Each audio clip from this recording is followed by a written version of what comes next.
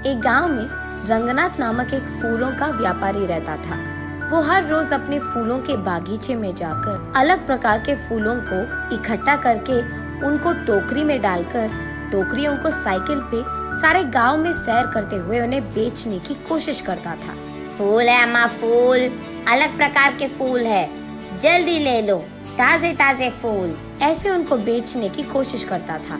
लेकिन ऐसे सारा दिन गांव में सैर करने के कारण रंगनाथ के पैर बहुत दुखते थे। वो एक दिन अपनी पत्नी रामूलम्मा से ऐसे कहता है, हर रोज इस साइकिल पे फूल बेचने की कोशिश कर कर के मेरे पैर बहुत दुख रहे हैं। मुझे अब नहीं लगता कि मैं इन फूलों को बेच पाऊंगा। हमारे सारे पड़ोसी खेती ही करके पैसे कमाते हैं, एक सिर्फ आप है जिनको कुछ हटके कुछ अलग करना था, इसलिए शुरू कर बैठे ना फूलों का बागीचा। उन लोगों की कमाई देखो हजारों में है और हमारा देखो कहाँ है। और अब तो तुम्हारा स्थिति भी नहीं है कि तुम फूलों को बेच सके। अब भगवान जाने हमारा क्या होगा, ऐसे कहती है। तब रंगनाथ इस सोच में पड़ जाता है कि इस मुश्किल का हल कैसे मिलेगा। एक दिन वो यही सोचते हुए अपने फूलों की बागीचे में जाता है। तब वहाँ उसका दोस्त राजा राम आता है। कैसे हो रंगनाथ, कैसे चल रहा है तुम्हारा फूलों का व्यापार? क्या व्यापार, क्या चलना, एक फूटी कौड़ी नहीं मिल रही मुझे। क्यों रंगनाथ, ऐसा क्या हो गया? फूल बिक नहीं रहे हैं क्या? फूल भी नहीं बिक रहे हैं और मैं भी उन्हें बेचने नहीं जा रहा। हाँ, क्यों, क्या हुआ? कुछ नहीं यार, इस साइकिल को चला चला कर मेरे पैर ना लग रहे हैं कि मर ही गए। मेरी टांग इतने खींचते हैं, इसलिए कुछ दिनों से मैं फूल बेचने नहीं जा पा रहा हूँ। अरे रे, हाँ क्या? तो फिर आप क्या करना चाहते हो? कुछ नहीं, इस सारा खेत मैं किसी और को खेती करने के लिए देना चाहता हूँ। अगर कोई पता है तो बोल देना यार, ऐसे कहता है। लेकिन इस गांव में सभी के पास अपने अपने खेत है ना, तो खेती करने तुम्हारा किराए पे कौन लेगा? हाँ, बात तो सही है। अब वो भगवान ही कोई रास्ता दिखाएगा मुझे, ऐसे निराश होकर कहता है रंगनाथ। तभी राजा राम को कुछ योजना सूझती है और वो ऐसे कहता है, हाँ, भगवान से याद आया मुझे, मेरे खेत में कुछ दिन पहले एक देवता की मूर्ति मिली थी। उसको मैंने अपने खेत में सड़क के बगल वाले पेड़ के नीचे लगाया है। ओह, तो फिर अब हम क्या करें? क्या कह रहे हो तुम कि उस देवता की पूजा करूं ताकि मेरे मुश्किल सारे दूर हो जाए? नहीं यार रंगनाथ, मैं वो नहीं कह रहा। तुम्हारे व्यापार में अगर मुझे एक हिस्सा मिलेगा तो मैं तुम्हें एक उपाय दूंगा। अरे पहले उपाय तो बता दो यार। देख, अब तुम्हारे और मेरे खेत एक दूसरे के आमने सामने हैं और बीच में एक रोड भी है। अब उस रोड के बगल वाले पेड़ के नीचे ही तो मैंने उस देवता की मूर्ति को छिपाया है। अब कल सुबह मैं सबको ये बताऊंगा कि जब मैं खेती कर रहा था मुझे इस देवता की मूर्ति मिली है और उसे मैंने पेड़ के नीचे लगा दिया है। हाँ, तो इसमें मेरा क्या लाभ होगा राजा राम?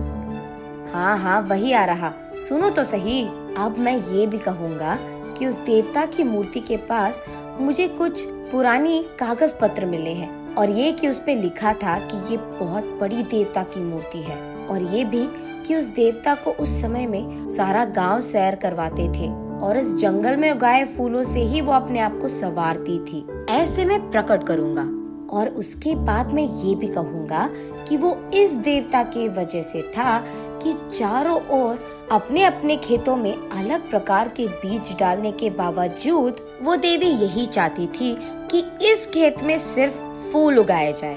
फिर सबको मैं यकीन दिलवा दूंगा कि तुम भी देवता की सेवा ही कर रहे हो और उनका काम मान रहे हो। तब सिर्फ तुम्हारे खेत में उगाए हुए फूलों से ही उस देवी की पूजा करना चाहेंगे सभी।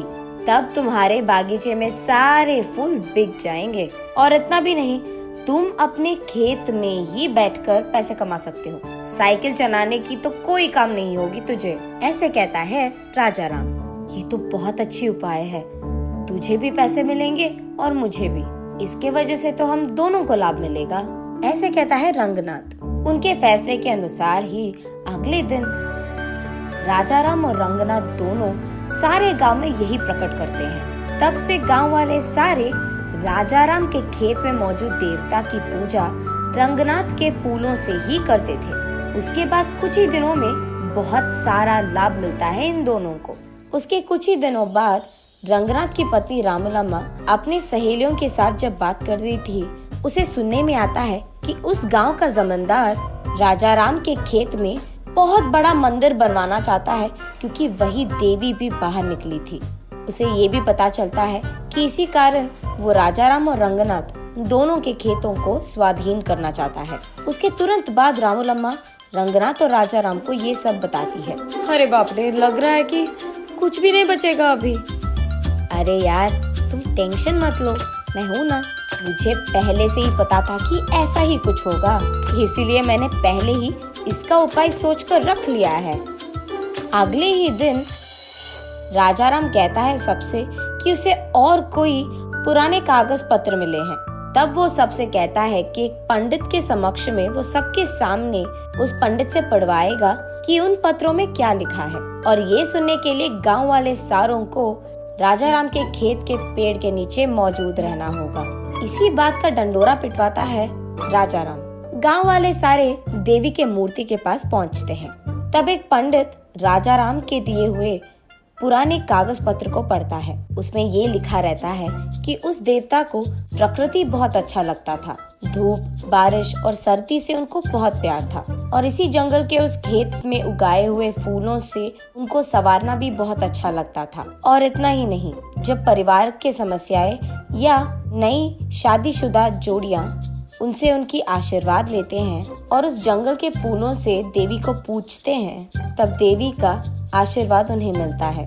यही लिखा है उन पुराने कागज पत्र में। तब सब लोगों को समझ आता है कि देवी के मर्जी के बिना यहाँ मंदिर बनवाना शायद अच्छा नहीं है, इसीलिए मंदिर बनवाने के सोच को फिलहाल रोक लेते हैं, जमींदार के साथ साथ गांव वाले भी। ऐसे राजा राम के उपाय के कारण नई जोड़ियां और परिवार समस्याएं लेकर वहाँ बहुत लोग आते थे और उस देवी की मूर्ति को रंगनाथ के फूलों से पूजते थे। रंगनाथ वही एक फूलों का दुकान खोलता है। अलग प्रकार के फूल और अलग प्रकार के फूलों की मालाएं वहाँ मिलती थी, और उसके वचन के अनुसार ही जितने पैसे वो कमाता था उसमें से एक हिस्सा हमेशा राजा राम को देता था। ऐसे वो दोनों दोस्त एक अच्छे उपाय से उनके सारे मुश्किलें दूर कर देते हैं और खुशी से जीते हैं।